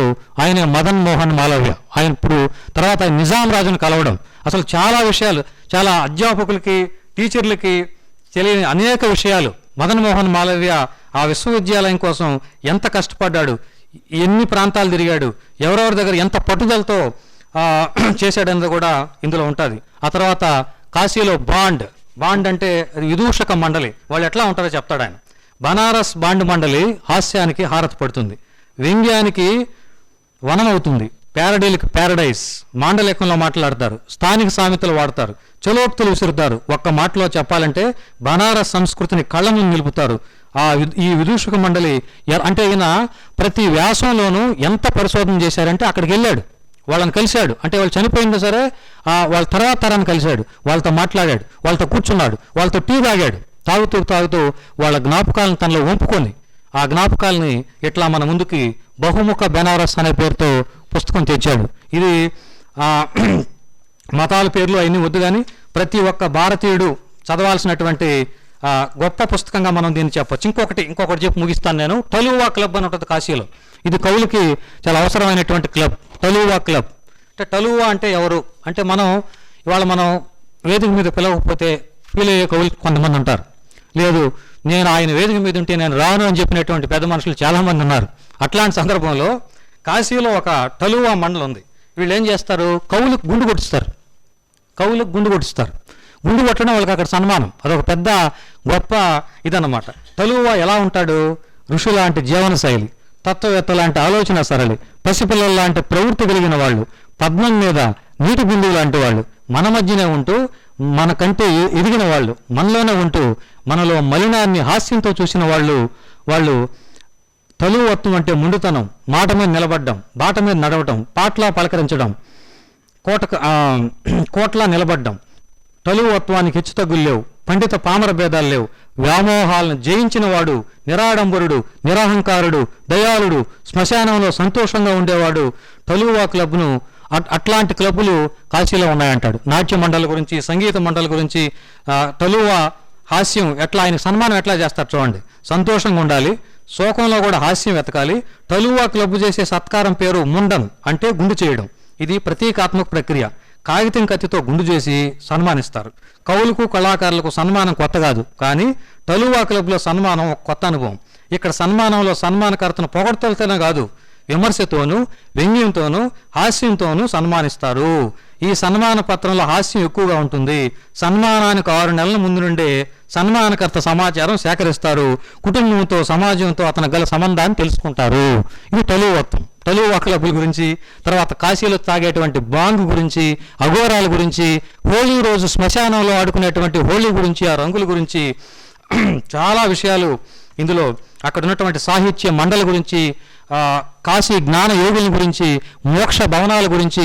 అసలు మొదలుపెట్టే పుస్తకం శంకరాచార్యుడితో మొదలుపెట్టాడు. శంకరాచార్యుడితో డిబేట్ అని మొదలుపెట్టాడు. అంటే కాశీ దేనికి వేదిక? చర్చలకి, వాదోపవాదాలకి, శాస్త్రాలకి, వేదాలకి, అక్కడ జరిగినటువంటి అనేక చర్చలకు ప్రాతిపదికగా, పునాదిగా ఆయన ఈ పుస్తకాన్ని ప్రారంభిస్తూనే శంకరాచార్యుడితో అంగం గలితం ఫలితం ముండం దశన విహీనం జాతం తొండం వృద్ధో యాపి గురుత్వ దండం తదాపి ముంచెత్ ఆశా పిండం అని చెప్పినటువంటి శంకరాచార్యుని తలుచుకుంటూ మొదలుపెట్టినటువంటి ఈ పుస్తకంలో కాశీ పండాలు గాంధీని ఎదిరించారు. డబ్బులు ఇవ్వకపోతే. అక్కడ కాశీలో పండాలు కాదు, గోండాల వాళ్ళు. వాస్తవానికి డబ్బులు ఇవ్వకపోతే వాళ్ళు ఊరుకోరు.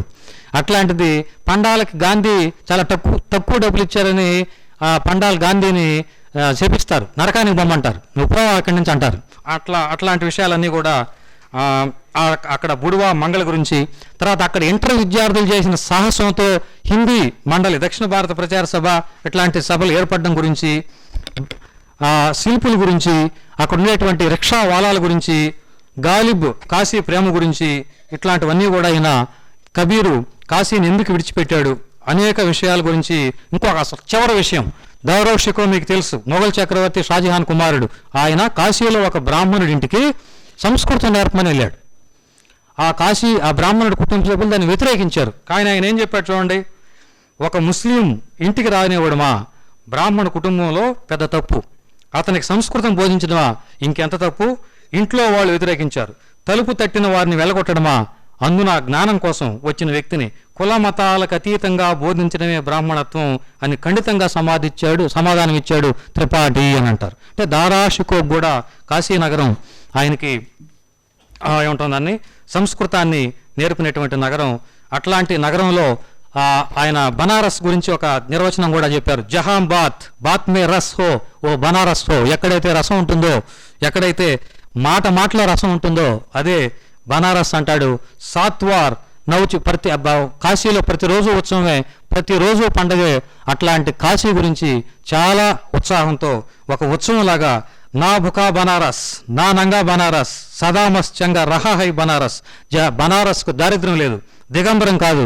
బనారస్ ఎల్లప్పుడు సంతోషం ఉంటుంది, బనారస్ ఎప్పుడు యవనంలో ఉంటుంది, తాను నేర్చుకుంటుంది, నేర్పుతుంది. అయితే కాశీకి ఉన్నటువంటి ఏంటంటే మనకు ఫోన్కి అప్డేట్ చేసుకోమని మెసేజ్ వస్తుంది. అప్డేట్ చేసుకోండి అంటుంది. కాశీ అప్డేట్ అవుద్ది, కానీ ముందు దాన్ని డిలీట్ చేయదు, రెండింటినీ కలుపుకుంటూ వెళ్తుంది. అట్లాంటి అలౌకిక ప్రపంచం గురించి అప్డేట్ చేసుకుని డిలీట్ చేసుకుని ప్రపంచం గురించి బహుముఖ బనారస్తో మన సత్యనారాయణ గారు రాసినటువంటి చాలా మంచి పుస్తకం ఇది. ఇదే కాదు, ఆయన ఏ పుస్తకం రాసినా ఊరికే ఏదో అట్లా రాసినటువంటి పుస్తకం కాదు. చాలా ధ్యానంతో, నిమగ్నతతో, గాఢతతో రాస్తారు. అందులో ఆ పుస్తకాలన్నిటికి కూడా గొప్ప గుణం ఏంటంటే చదివిస్తుంది. మనం అట్లా పుస్తకాలకు వెళ్ళగానే అట్లా లోపలికి తీసుకెళ్ళిపోద్ది. ముఖ్యంగా ఈ పుస్తకాలని, ఈ కృషి ఉంటే అనేటువంటి పుస్తకం కానివ్వండి, మనిషి లోపల సముద్రాలు కానివ్వండి, తల్లిదండ్రులు, ఉపాధ్యాయులు చదవాలి. మీరు చదువుతూ ఈ పుస్తకాన్ని పిల్లలకి చదువుతూ కనీసం రోజుకు 2 పేజీలు, ఇందులో ఉన్న మొదటి 18 పేజీలని పెళ్ళైన కొత్త దంపతులకి జెరాక్స్ చేసి ఇవ్వాలి వీలైతే. లేదు బిడ్డ పుట్టినటువంటి దంపతులకి నువ్వు వెళ్తూ మెడలో ఏం వేసావు నేను అనేది పోవేస్తా, సంగనాకు పోతా అంతటితో మెడలో ఏం వేసావు అంటారు. అట్టు కాకుండా ఇందులో ఉన్న 18 పేజీలు ఇచ్చినా సరే నిధి, మీ పిల్లల్లో నిధి ఉంది. ఆ నిధిని మనం ఏం చేస్తామంటే ఇంకొకటి చివరిగా మనం కాళ్ళు చెప్పులు వేసుకుంటాం, కళ్ళకి అద్దాలు వేసుకుంటాం, ఇంకేమైనా ఇబ్బందులు వస్తే డెర్మటాలజిస్ట్ని కలుస్తాం, డెంటిస్ట్ని కలుస్తాం, కానీ అన్నిటినీ శుభ్రంగా చూసుకుంటాం. మెదడుని చూసుకోవడం మర్చిపోయాం. ఈ మెదడును చూసుకోండి, పిల్లల మెదడును చూడండి అని ఒక కొత్త, ఇంతకుముందు ఎవరో కూడా వ్యక్తిత్వ వికాస నిపుణులు ఈ కోణంలో పుస్తకం రాయలేదు. అన్ని శరీర భాగాలను జాగ్రత్తగా చూసుకుంటున్నావు, మరి మెదడు ఎప్పుడు చూసుకుంటావు? నన్ను కూడా మెదడు చూసుకోమని హెచ్చరించిన కిల్లాడి సత్యనారాయణ గారికి నమస్కరిస్తూ సెలవు. ప్రశ్నించే తత్వం లేనటువంటి తరం ఒకటి మన రోడ్ల మీద జరుగుతుంది. జాగ్రత్త అని హెచ్చరించడం కోసం, అట్లాంటి వాళ్ళని స్ఫూర్తి నింపడం కోసం, అట్లాంటి వాళ్ళకు ఒక దిక్సూచిగా నిలవడం కోసం రాసినటువంటి పుస్తకం కృషి ఉంటే ఈ పుస్తకాన్ని తల్లిదండ్రులు చదవాలి, ఈ పుస్తకాన్ని విద్యార్థులు చదవాలి. ముఖ్యంగా ఈ పుస్తకాన్ని చదవాల్సింది ఉపాధ్యాయులు చదవాలి. అవకాశం ఉంటే రాష్ట్రంలో ప్రతి పాఠశాలకు కూడా ఈ యొక్క కాపీ ఇవ్వాల్సినట్టు, ఎందుకంటే ఆయన ఇందులో కోమల్ అనేటువంటి ఒక అమ్మాయి గురించి గుజరాత్లో ఇంటర్మీడియట్తో చదివాపేసి ఆ అమ్మాయికి పెళ్లి చేస్తే ఆ వరుడు న్యూజిలాండ్కి వదిలేసి వెళ్ళిపోతే ఇంట్లో వాళ్ళు అవమానిస్తే బయట తోలేస్తే ఆ అమ్మాయి తనకు తానుగా వెళ్ళి ఒక స్టడీ సర్కిల్లో చేరి అక్కడి నుంచి ఆ అమ్మాయి కలెక్టర్గా ఎలిగినటువంటి ఉదంతం ఇందులో మనకు చాలా స్ఫూర్తినిస్తుంది. నాకు రవికృష్ణ గారు చాలా మంచి పని చేశారు. ఆయన చాలా మెథడాలజీ తెలిసిన వ్యక్తి. భోగి సంక్రాంతి కాలంలో పుస్తకాలు పంపారు. నాకు భోగి రోజు నేను బెనారస్ వెలుగుల్లో ఉన్నాను, సంక్రాంతి రోజు మనిషి లోపల మహాసముద్రాల్లో ఉన్నాను, కనుమ రోజు కృష్ణగుంటలో ఉన్నాను. నా సంక్రాంతిని అంతా ఇంత కాంతివంతం చేసిన దానికి ఈయనకి ఏదో ఒకటి ఇస్తాను, ఇవ్వకుండా లేదు. కాబట్టి ఈ కృషి ఇందులో ఆయన చాలా, అసలు టైం లేదు మనకు, చాలా ఉదాహరణలు, చాలా గొప్ప గొప్ప ఉదాహరణలు. ఒక థామస్ అల్వా ఎడిసన్ గురించి, ఒక ఐన్స్టీన్ గురించి, అట్లాంటి వాళ్ళ గురించే కాదు, సామాన్యుల నుంచి అంటే చిన్న స్థాయి నుంచి ఆయన 1998లో ఇదిగోండి ఆయన ఐపీఎస్గా సెలెక్ట్ అయినప్పుడు కృషి అనే దానికి, కృషి ఉంటే మనుషులు ఋషులు అవుతారో తర్వాత సంగతి, కృషి ఉంటే మనుషులు కిల్లాడు సత్యనారాయణలు అవుతారు, దానికి అదే ఉదాహరణ. కృషి కృషి కృషి అని ఇదిగోండి 98లో ఆయన ఐపీఎస్గా సెలెక్ట్ అయినప్పుడు వచ్చినటువంటి ఇంటర్వ్యూ, ఇందులో కృషి ప్లస్ కృషి ప్లస్ కృషి ఈక్వల్ టు విజయం అని రాశారు. కాబట్టి విజయానికి 6 మెట్లు 7 మెట్లు కాదు, విజయానికి కావాల్సింది ఒకటే. అందుకే పేరేం పెట్టాడు ఆయన, కృషి అనే పెట్టాడు. అంతే. నువ్వు కృషి చేస్తే నీకు దరిద్రాలు ఇవన్నీ అదృష్టాలు దురదృష్టాలు దాని గురించి ఇందులో చర్చ ఉంటుంది. అవును కాదు గురించి చెప్పడం, ఇవన్నీ ఇందులో చాలా గొప్ప గొప్ప విషయాలు ఆయన రాసుకుంటూ పోయాడు. ఇంకొకటి, ఆయనకి పుస్తకంలో చదివించే గుణం చాలా అద్భుతంగా ఉంది. నువ్వు ఒక్కసారి మొదటి పేజీ తెరవగానే, అసలు ఒక పేజీ అట్లా తెరిచి నువ్వు చదవడం ప్రారంభిస్తే ఆయన ముగ్గురికి చెప్పాడు. ఏమన్నాడంటే, ఒకటోది, తల్లిదండ్రులు మీ పిల్లల భౌతవ్యం మీ చేతుల్లో ఉంది అన్నాడు. కానీ తల్లిదండ్రులు ఇంకా మేల్కోలేదు. ఎంత ఇది పోయారంటే, ఒకవేళ ఆమె నీళ్లు పోసుకుంటే, అంటే మా నెల్లూరు జిల్లాలో నీళ్లు పోసుకోవడం అంటారు, అంటే గర్భవతి అయితే గర్భవతులకు ఐఐటి కోచింగ్ ఇవ్వబడి అంటే మన వాళ్ళు చేర్పిస్తారు పై, అంటే గర్భవతులను వదిలేస్తారు. అంటే అభిమన్యుడు మహాభారతంలో కొట్టాడు కదా, కాబట్టి మనం కూడా అట్లా పిల్లల్ని పంపించేస్తే వీళ్ళు అసలు గర్భంలోంచే ఐఐటితో వస్తారేమో, గర్భంలోంచి ఎంబీబీఎస్తో వస్తారేమో. సత్యనారాయణ గారు ఏం చెప్పారంటే, అందరూ ఐఐటీలు బీటెక్లు లేదంటే ఈ చదువుతున్నారు, అసలు ఆటగాడిగా అయ్యేటువంటి అవకాశాలు లేవా? ఎంతమంది ఆటగాళ్ళు కావచ్చు, ఏదో ఒక క్రికెట్ని మాత్రమే పట్టుకొని వేలాడుతున్నారు. అయితే ఇందులో భువనేష్ కుమార్ ఉదాహరణ ఉంటుంది. మీకు క్రికెట్ చూసే వాళ్ళు అలవాటు ఉంటే, క్రికెట్ ఆడే అలవాటు ఉంటే, భువనేష్ కుమార్ అనేటువంటి వ్యక్తి తయారు కావడానికి వాళ్ళ నాన్నెంత కారణమో ఆయన ప్రేరేపించినటువంటి కిల్లాడు సత్యనారాయణ గారు కూడా అంతే కారణం. ఈ పుస్తకం చదివితే మనకు తెలుస్తుంది. ఇట్లా ఆయన ఎంతోమంది వ్యక్తుల్ని ఆయన ప్రోత్సహిస్తూ నిరంతరం వాళ్ళకి ప్రేరణ కల్పిస్తూ ఒక సజీవ ఉదాహరణగా నిలబెట్టేటువంటి పుస్తకం కృషి ఉంటే అనేటువంటి పుస్తకం. నేను సమయం కూడా చూస్తున్నాను. తర్వాత అనువాదం, ఆయన కేదార్నాథ్ సింగ్ కవిత్వాన్ని చదివిన తర్వాత ఆయన కామ్గా ఉండలేకపోయాడు, ఆయన నిలబడలేకపోయాడు. అంటే ఏదైనా ఒక పుస్తకం చదివిన తర్వాత ఆ కవి లేదా రచయిత మన మీద అంత ముద్ర వేయాలి, నిద్ర తెప్పించకూడదు. మరి అంత ముద్ర వేసిన తర్వాత పదే పదే కేదార్నాథ్ సింగ్ కవితల్ని చదివాడు, పలవరించాడు. అట్లాంటి సందర్భం నుంచి వచ్చినటువంటి పుస్తకం ఆత్మచిత్రం అనేటువంటి పుస్తకం వచ్చింది. అనువాదకుడు ఎట్లా ఉండాలి అంటే, శంకుశాల నరసింహ కవి అని ఆయన ఒక మాట చెప్పాడు. పద్యం రూపంలో చెప్పడం లేదు, నేను భావం మాత్రమే చెప్తున్నాను. మూల కవి అంటే మూలం రాసినటువంటి కవి ఒక విల్లు తీసుకొని, ఒక బాణం తీసుకొని గురి పెడితే అది ఎక్కడైతే తగలుతుందో అనువాదకుడు కూడా అక్కడే కొట్టాలి అని ఒక మూలమైనటువంటి మాట ఉంది. అక్కడే కొట్టాలి. అంటే అనువాదంలో స్వేచ్ఛానువాదం ఉంది, భావానువాదం ఉంది, యాంత్రికానువాదం ఉంది. ఇప్పుడైతే తాంత్రికానువాదాలు కూడా వచ్చేసి మనం బ్రహ్మాండంగా ఏఐకి ఇచ్చేస్తే అదే మనకు అనువాదం చేసేస్తుంది. కానీ ఏఐకి ఏమి లేదు, సిగ్గు లేదని కాదు, కానీ ఏఐకి హృదయం లేదు. ఏఐకి మెదడుందేమో కానీ హృదయం లేదు. ఇవాళ మనం ఏఐని కవిత రాయమని అడగచ్చు, రాస్తుంది, కానీ ఆ భాషను మనం పట్టేసుకోవచ్చు. కానీ ఇక్కడ ఈ అనువాదం చేసేటువంటి విషయంలో నేను 2-3 చిన్న కవితలు తీసుకున్నాను. ఒక 2-3 చిన్న కవితలు మాత్రమే. కేదార్నాథ్ సింగ్ గారు దిశ, అది 1970లో రాసినటువంటి కవిత దిశ అని ఉంటుంది. ఆ కవిత ఇట్లా ప్రారంభం అవుద్ది. హిందీలో కూడా నేను మూల కవిత చదువుతున్నాను. హిమాలయ కిధర్ హై मैंने उस बच्चे से पूछा जो स्कूल की बाहर पतंग उड़ा रहे दो, उधर उधर उसे कहा जिस ओर उसकी पतंग बोगी जा रही थी. ఇప్పుడు తెలుగులో చదువుతున్నాను. హిమాలయం ఎక్కడ, బడి బయట గాలిపటం ఎగరేస్తున్న పిల్లవాడిని అడిగాను. అక్కడ గాలిపటం పరిగెడుతున్న వైపు చూపిస్తూ అతను అన్నాడు, హిమాలయం ఎక్కడుందో నాకు మొదటిసారి తెలిసిందంటే మీరు నమ్ముతారా? ఇది చూడడానికి మనకేం అర్థం కాదు. ఏముంది ఇందులో? పిల్లవాడు గాలిపటం ఎగరేస్తున్నాడు. ఒరే హిమాలయం ఎక్కడుంది అని అడిగాడు. వాడేం చెప్పాడు? ఎటువైపు అయితే గాలిపటం ఎగరుతుందో అదే హిమాలయం అన్నాడు. అంటే ఇక్కడ మనం ఏం చూడాలంటే ఎదుటివారి కోణంలోంచి ప్రపంచాన్ని నువ్వు ఎలా చూడాలి? ఎప్పుడు నీ కంట్లోంచే కాదు, నీ అద్దాల్లోంచే కాదు, నీ ఫోన్లో నుంచే కాదు, ఎదుటివాడికి కూడా కళ్ళు ఉంటాయి, ఎదుటివాడికి కూడా అద్దాలు ఉంటాయి. వాటిలోంచి మనం ఎట్లా చూడాలి? సత్యం ఒకేలాగా ఉండదు. మనకు హిమాలయం ఉత్తర దిశలో ఉందని తెలిసినా కానీ ఆ పిల్లవాడి సంతోషం, వాడి ప్రపంచం ఏముంది అక్కడ అంటే వాడు ఎటువైపు చూపిస్తే అదే హిమాలయం. వాడు ఏదంటే అదే. ఇంకా అది దక్కనపేట పేటమో ఏదైనా కావచ్చు. అంటే మనం సత్యం ఒకేలా ఉండదు అని చెప్పడం కోసం రాసినటువంటి చాలా చిన్న ఒక 12 లైన్ల అనువాద కవిత ఇక్కడ చివరిలో అంటాడు, మై స్వీకార్ కరు మైనే పహలీ బార్ జానా హిమాలయ కెదర్ హై. మొట్టమొదటిసారి నాకు హిమాలయం ఎక్కడుందో అప్పుడు మాత్రమే తెలిసింది. ఎవరు చూపించారు?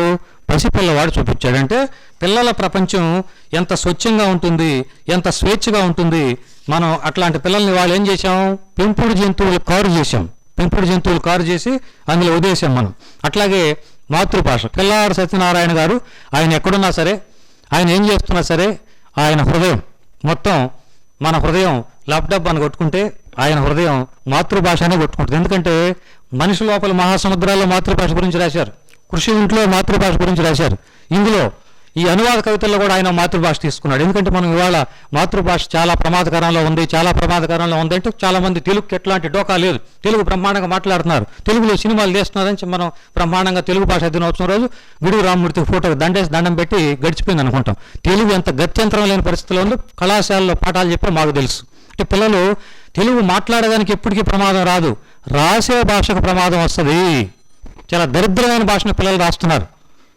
అట్లాంటి స్పందనలోంచి, అట్లాంటి వేదంలోంచి మాతృభాష అనేటువంటి పోయం కేదార్నాథ్ సింగ్ ఎప్పుడో 87లో రాస్తే మన కిల్లారి సత్యనారాయణ గారు చీమల పొట్టులోకి దూరినట్లు, వడ్రంగి పెట్ట బెరడ దగ్గరకు చేరినట్టు, ఎర్రని ఆకాశంలో రెక్కలు చాచిన విమానాలు ఒకదాని తర్వాత మరొకటి విమానాశ్రయంలో దిగినట్లు, ఓ నా భాష నేను నీలోకి తిరిగి వస్తాను, మౌనంగా ఉండి ఉండి నా నాలుక బిగించిపోతుంది, నా ఆత్మ దుఃఖిస్తోంది.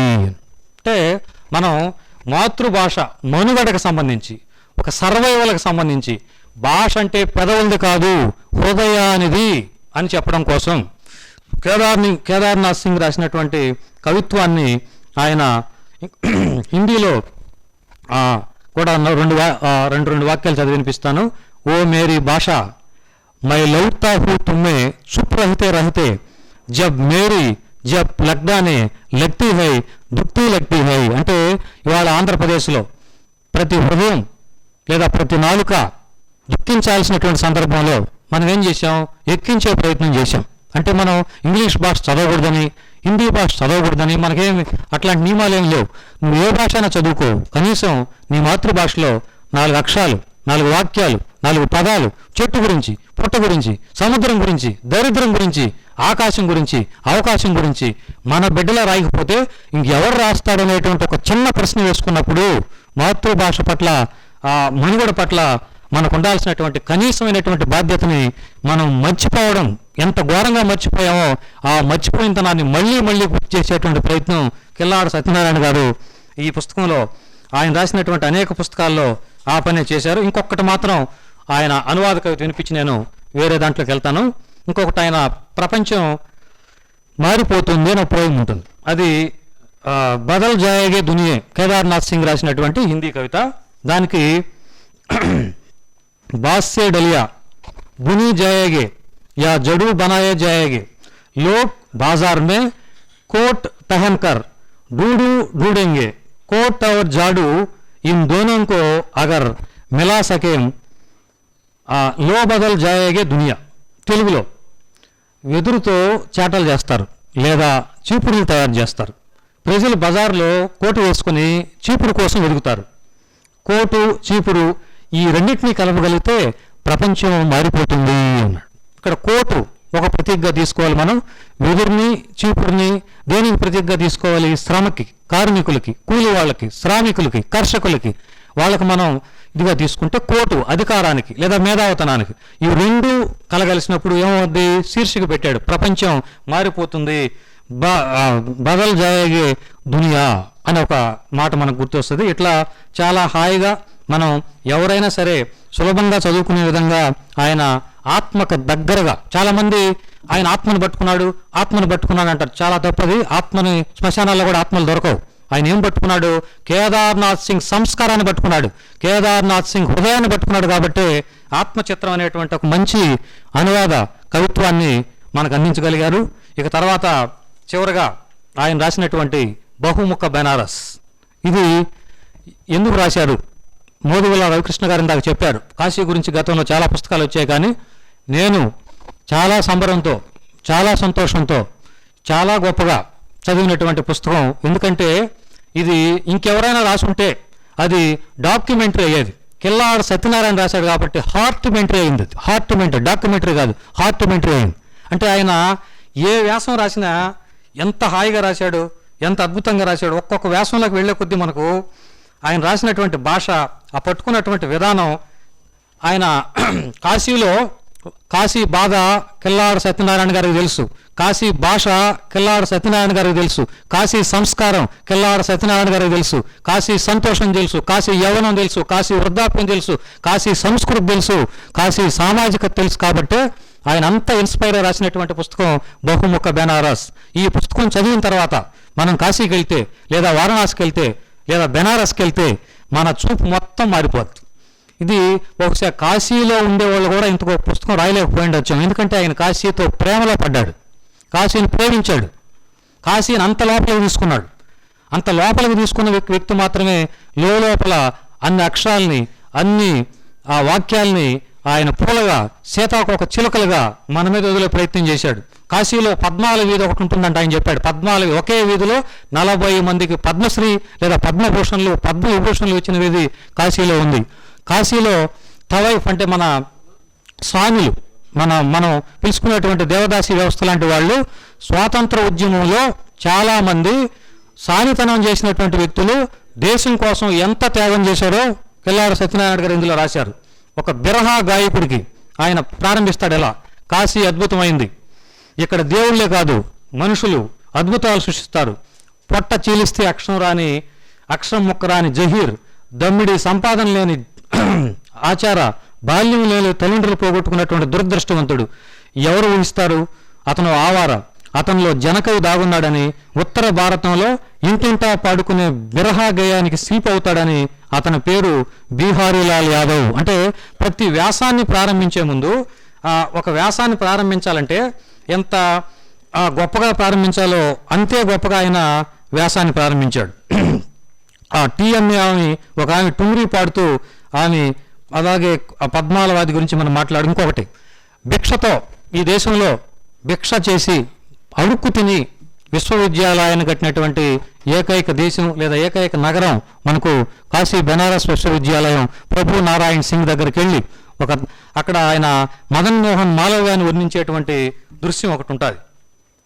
అది కూడా మీకు చదివి వినిపిస్తాను. ఎందుకంటే ఆయన మాటల్లో చెప్తేనే అది చాలా బాగుంటుంది.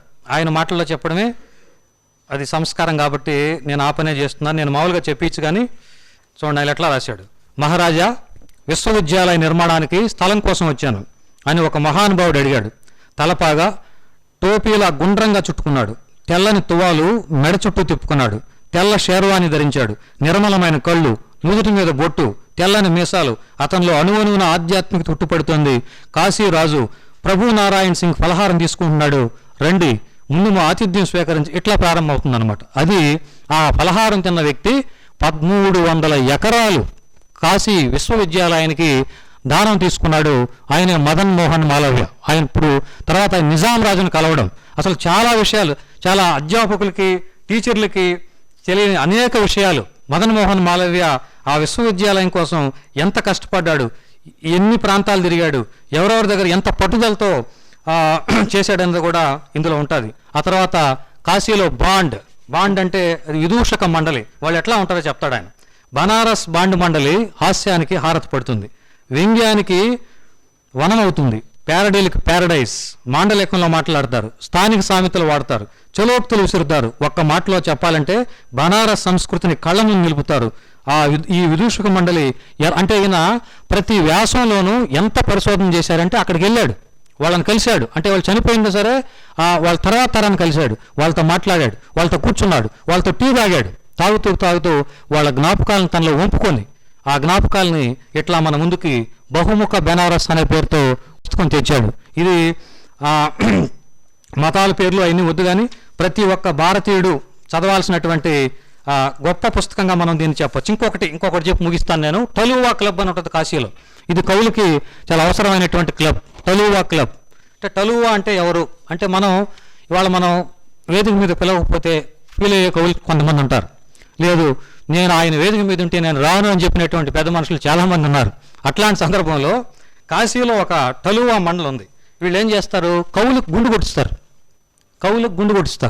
గుండు కొట్టడం వాళ్ళకి అక్కడ సన్మానం, అదొక పెద్ద గొప్ప ఇదన్నమాట. టలువా ఎలా ఉంటాడు, ఋషుల లాంటి జీవన శైలి, తత్వవేత్త లాంటి ఆలోచన సరళి, పసిపిల్లల లాంటి ప్రవృత్తి కలిగిన వాళ్ళు, పద్మం మీద నీటి బిందువు లాంటి వాళ్ళు, మన మధ్యనే ఉంటూ మనకంటే ఎదిగిన వాళ్ళు, మనలోనే ఉంటూ మనలో మలినాన్ని హాస్యంతో చూసిన వాళ్ళు తలువత్వం అంటే ముందుతనం, మాట మీద నిలబడ్డం, బాట మీద నడవటం, పాట్లా పలకరించడం,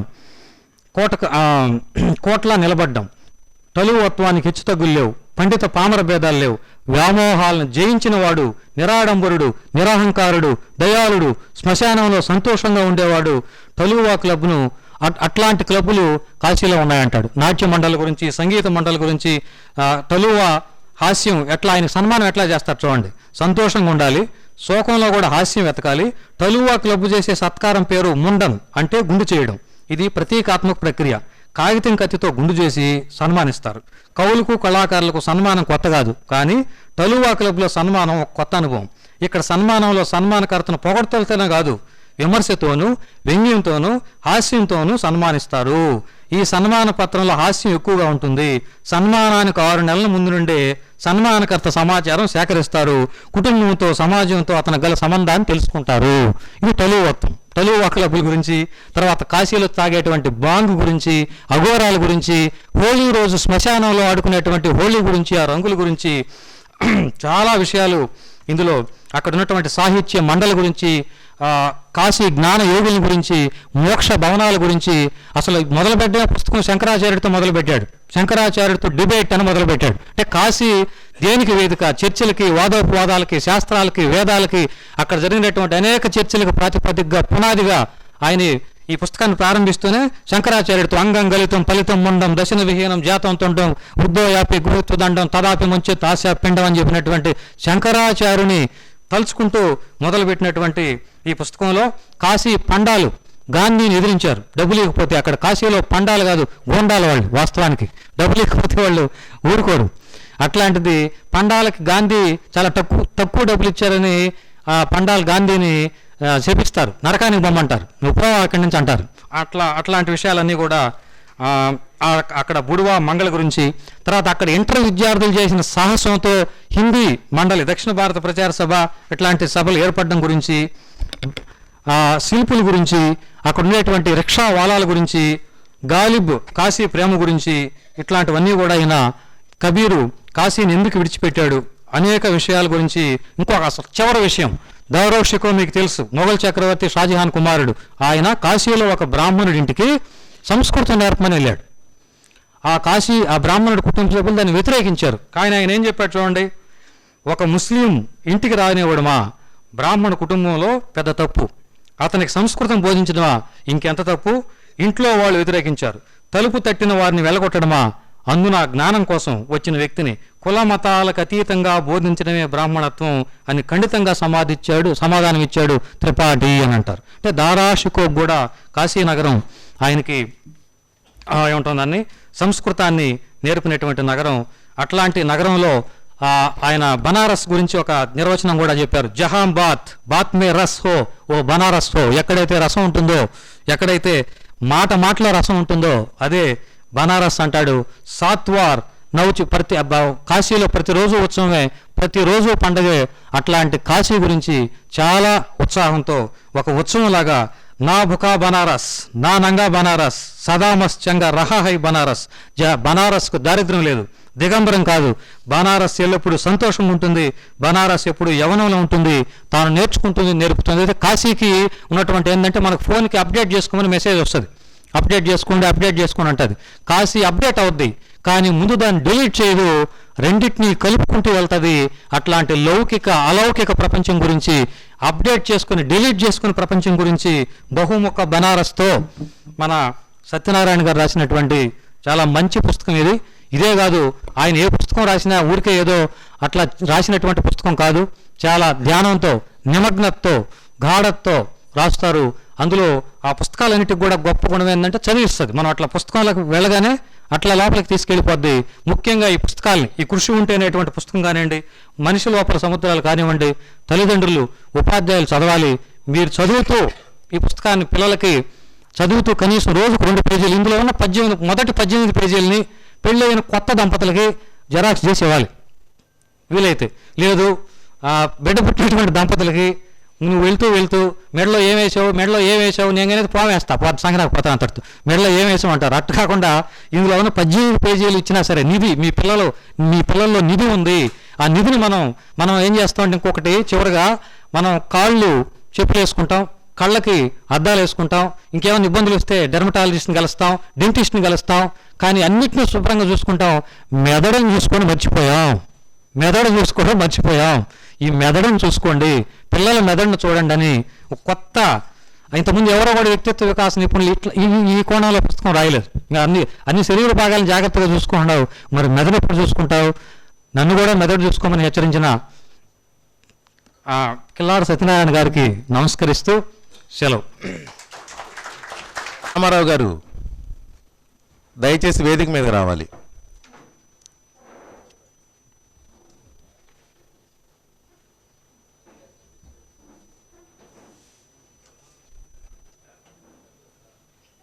పూర్వ రాష్ట్రపతి అబుల్ కలాం గారు మెచ్చిన చిత్రకారుడు,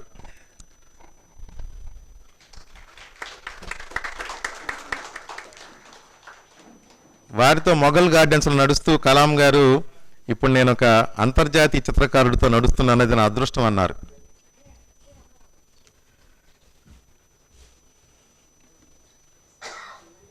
మోహన్ గారు ముందుగా శాలువాని శ్రీ ద్వారకా తిరుమలరావు గారు కిల్లాడి వారికి సమర్పిస్తారు.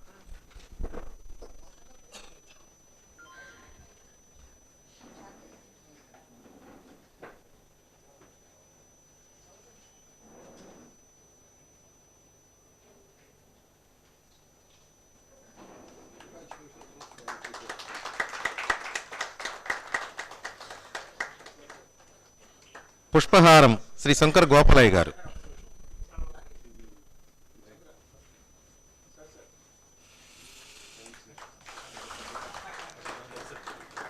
మెమెంటో శ్రీ విద్యాసాగర్ గారు.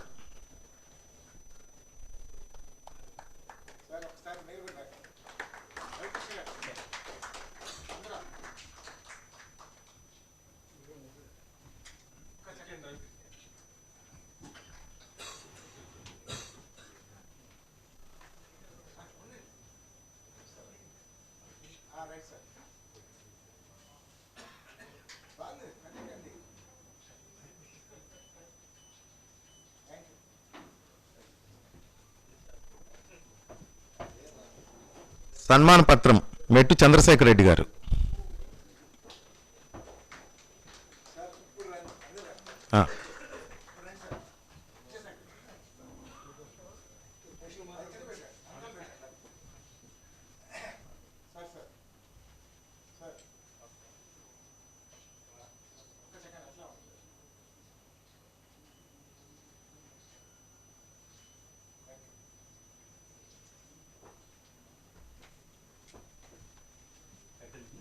Sir please.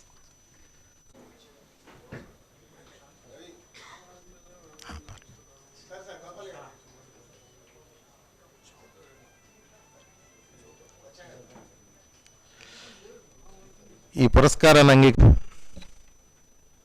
కిల్లాడి వారి సాహిత్యాన్ని మనకు పరిచయం చేసిన డాక్టర్ శంకర్ గోపాలయ్య గారికి ధన్యవాదాలు. వారి ప్రసంగంలో 2 సార్లు ఒక కోరికని వెల్లడించారు. అది తీరదు అని చెప్పడానికి నాకు కొద్దిగా చింతగా ఉంది. ఈ పుస్తకాన్ని విద్యార్థులు చదవాలి అన్నారు. చదవచ్చునేమో. ఈ పుస్తకాన్ని తల్లిదండ్రులు చదవాలి అన్నారు. చదవచ్చునేమో. ఈ పుస్తకాన్ని ఉపాధ్యాయులు చదవాలి అన్నారు. అది మీకు తీరని కోరిక. అది నా అనుభవం కూడా. ఇంజనీర్లు చదువుతారు, డాక్టర్లు చదువుతారు, చివరికి పోలీసులు కూడా చదువుతారు. ఉపాధ్యాయులు అయితే మాత్రం నాకు నమ్మకం లేదు. శ్రీధర్ గారు అంతేనా?